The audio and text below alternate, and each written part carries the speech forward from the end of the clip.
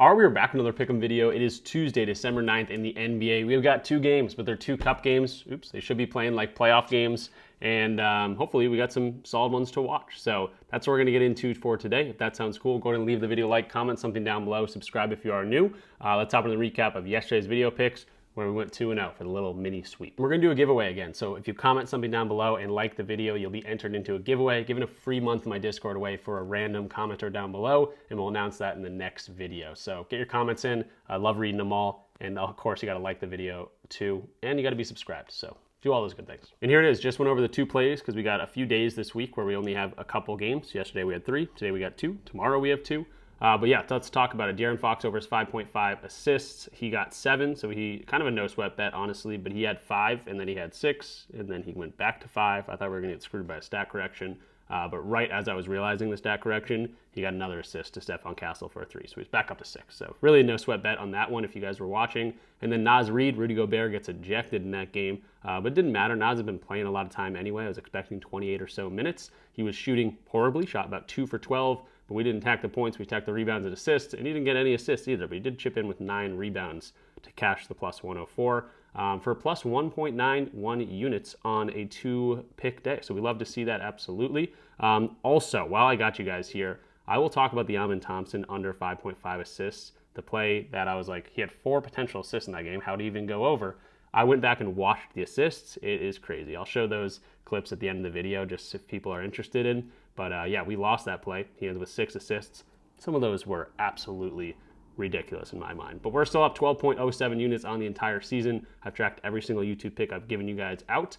So hopefully you guys love the transparency. I'm all about the transparency. Winning days, losing days, I go over it all. And let's get into the picks for today because we got a couple good ones even in the smaller slate. So again, like the video, subscribe if you are new, all those good things. Let's hop into the first play of the day. So jumping into our first play, we're gonna be using Props Madness like we always do. This is a visual data tool that you're gonna be like, dang, this thing is sick, I gotta check it out. Link in the description down below, 25% off your first month.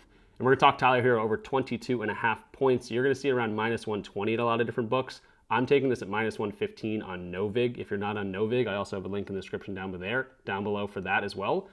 Really, really cool app. You're not going against a casino, so there's no like VIG that you're battling against, like an unfair VIG. They literally take out 1% of every single transaction that's made, and you're going against other people. It's peer-to-peer. Very, very cool website.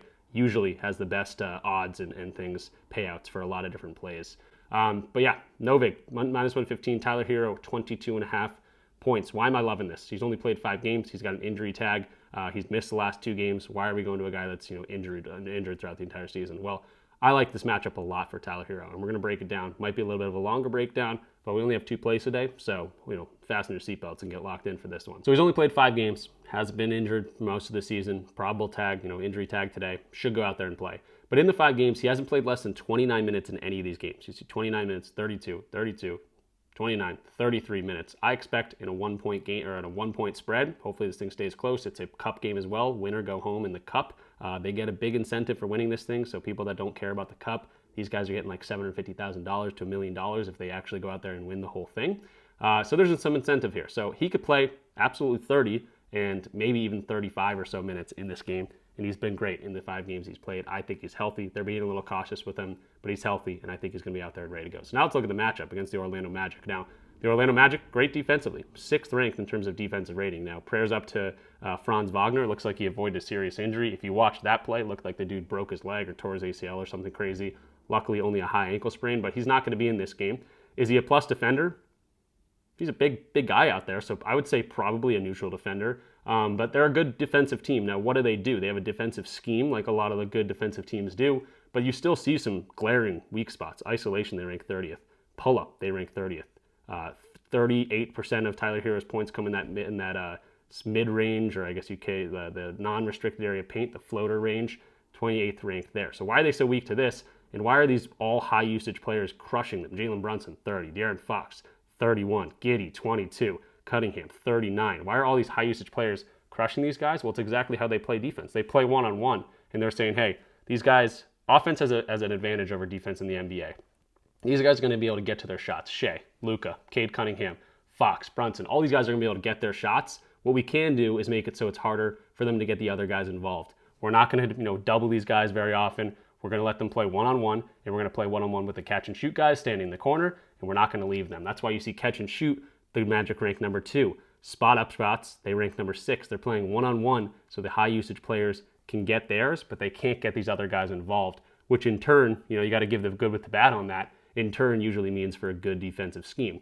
So pull-ups, again, that floater game, isolation, pick and roll ball handling, all going to be very, very weak for a guy like Tyler Herro today. Now, we haven't seen much pick and roll ball handling. He hasn't scored really any in sort of pick and roll ball handling. He's been 40% of his points in spot-up opportunities. Must be a bad spot for Tyler Herro. Well, the Miami Heat play so fast that they don't really have any pick and roll ball handling. You can see Norman Powell, a guy with a high usage, 8% of his points coming from pick and roll ball handling. Bam Adebayo, pick and roll big man, 10%. He's not obviously going to be the ball handler. Andrew Wiggins, all the way down here at 4%. Even Davion Mitchell, the point guard on the team for most of the year, not a big pick and roll ball handler guy. All these guys are pretty much getting spot-up opportunities or transition looks, both things that the Magic are pretty good at. Now, Tyler Herro, obviously been dealing with injury, has been a little bit different of a player this year, but you look at his, what he was this year versus last year. Last year, we know him as a pick and roll ball handler. 24% of his points, his number one source of scoring was a pick and roll ball handler. And I think that's what they're going to have to get him from him today. If the Magic can limit them in transition, if the Magic can limit the spot-up opportunities and things like that, they're going to need a guy that can handle the ball and be that high-usage player, and I think that's going to be Tyler Herro. So 22.5 seems too low for a guy that's, A, been dealing with injuries and still crushing his lines. B, this is a cup game, probably sees 32 to 35 minutes in this thing. And C, has just a textbook matchup in a tough defensive scheme. So other guys may be a little bit limited. Maybe we see a lower scoring game, even though both these teams play at a high pace. So lower scoring game in terms of their general standpoint. But yeah, I'm liking this spot for Tyler Herro. I think it's too low. The injury tag doesn't scare me at all. He's been healthy every single game he's played. And you can see all these high usage guys, Simons, Shepard, like pretty much any player you look at with high usage is going over the line. Harden, Steph Curry, Brunson, all these guys have had success because of the defensive scheme of the Magic. And I think Tyler Herro is going to be that guy that benefits from the defensive scheme today. So Herro, 22.5 points over at no vig, minus 115. I'm literally out of breath from that, Tyler Herro breakdown. I'm very excited about it. Again, it's up to you guys if you want to take it or not. I could be absolutely wrong, but I just think he's got a textbook matchup to be that number one, ball handling guy, and hopefully be able to take advantage of the defender against him in the one-on-one situation. But let's talk about our play number 2, and it's going to be Mitchell Robinson. How about a 3.5 points line, minus 108 on FanDuel? We had a couple things to talk about. First of all, if we go to I was just looking at Tyler Herro's injury news, but if we go to the game, Karl-Anthony Towns is questionable. He's probably going to go out there and play, I would assume so. But if he doesn't play, we're going to see a decent amount of minutes from Mitchell Robinson. We've seen one game without him so far this year, and he got 6 points in 25 minutes. This guy does not shoot very often. He can gobble up rebounds for sure. But definitely a good sign. If Karl-Anthony Towns sits, we've got a pretty good opportunity for Mitchell Robinson to play, mid-20s of minutes. But even so, he's been around, anywhere from 13 to, 20 or 18 minutes in a lot of these games. You put a 7-footer, 7'1" guy on the court for 18 minutes, you're going to probably get a couple opportunities at the rim, especially going against a team that ranks 24th in terms of interior defense. Within 10 feet, they rank 20th. So they're a bottom third league in terms of putting or defending that rim area. Putbacks, free throws, all the ways he gets his points, they're not amazing too. So I don't mind this. Again, potentially no Karl-Anthony Towns, probably will go out there and play. But even if he doesn't, he's going to probably get some time in the court, especially against a team that gives up a lot of points right at the rim. He played these guys once already. He only did score 2 points, but he got 4 shots. 7-footer, you should be shooting 50 to 60% at the very least. He also missed both his free throws in that game. I'm not asking for too much. There's not much to go off of today. Again, we only got 2 games to look at. But I do like this value. Minus 108, 3.5 for Mitchell Robinson, potential for no Karl-Anthony Towns.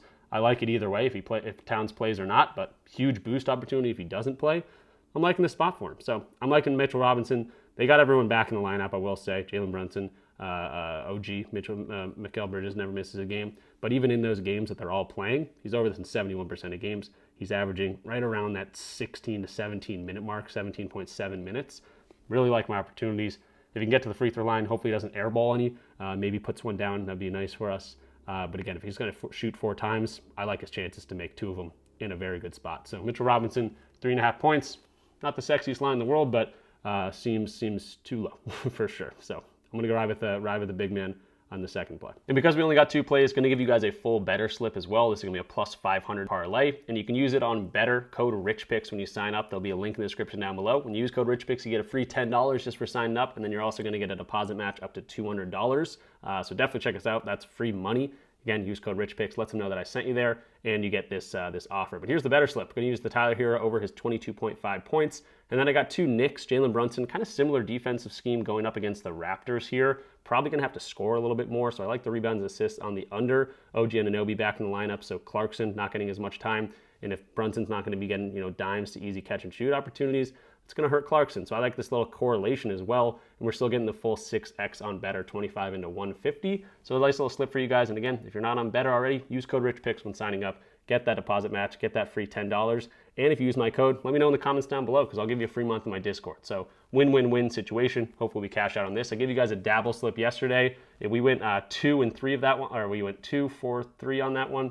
We missed Keenan Allen by 0.5. So pretty close on those. This is a lot of the things I give out in the Discord as well. We go for a lot of these plus money plays. It's my bread and butter. I came from PrizePicks, Underdog, Dabble, Betr, things like that because it wasn't allowed in my state up until recently. So sportsbook straights, I still give them out in my Discord, but really my bread and butter is these plus money parlays. So hopefully you go out there and enjoy this and we get a winner for the nice 6x cash. And then while we're talking about partners, definitely check out Novig. This is where we took Tyler Herro's line as a straight play. Code RichPicks when signing up. You get a perk. There's a link in the description down below, which is easier for you guys to sign up. Available in a lot of different states. So even if you don't have sports books, traditional sports books, this one is going to be available. It's peer-to-peer, and there's no VIG. Just in the name, there's no VIG. There's no automatic tax you play, like on BetMGM or on FanDuel or something like that. You usually, if you go for a 50-50 play, you're not going to get plus 100 value. You're going to get minus 115 value. No VIG doesn't have any VIG in their lines, which typically means getting the best price available a lot of the times, and they just take a small 1% fee on every winning entry. So definitely check out No VIG. They got probably the best payouts on any platform out there right now.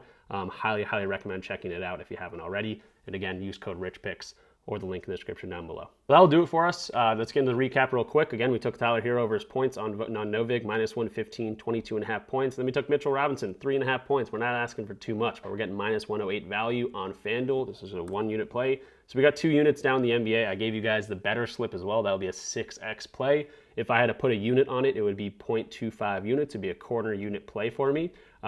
Maybe honestly, I'll add that. The Dabble slip I didn't add because it had a lot of football in it. We did end up losing that play, so maybe I'm just being a little beneficial to myself, but we would have only lost a quarter unit on it. I'll determine that, to be totally honest, later if I'm going to put that in or not. Again, it would be a quarter unit play.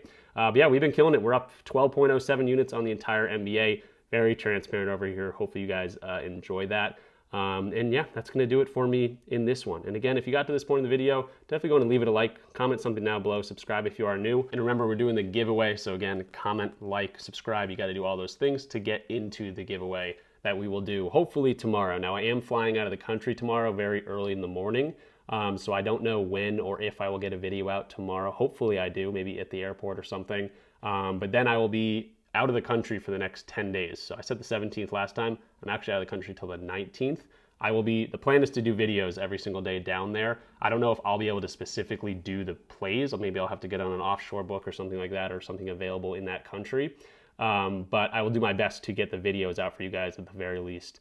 I might miss a day here and there. We'll see what happens. But yeah, gonna do my very best. So thanks for watching the video. I'll keep you guys posted on my travel plans and video ideas and things like that.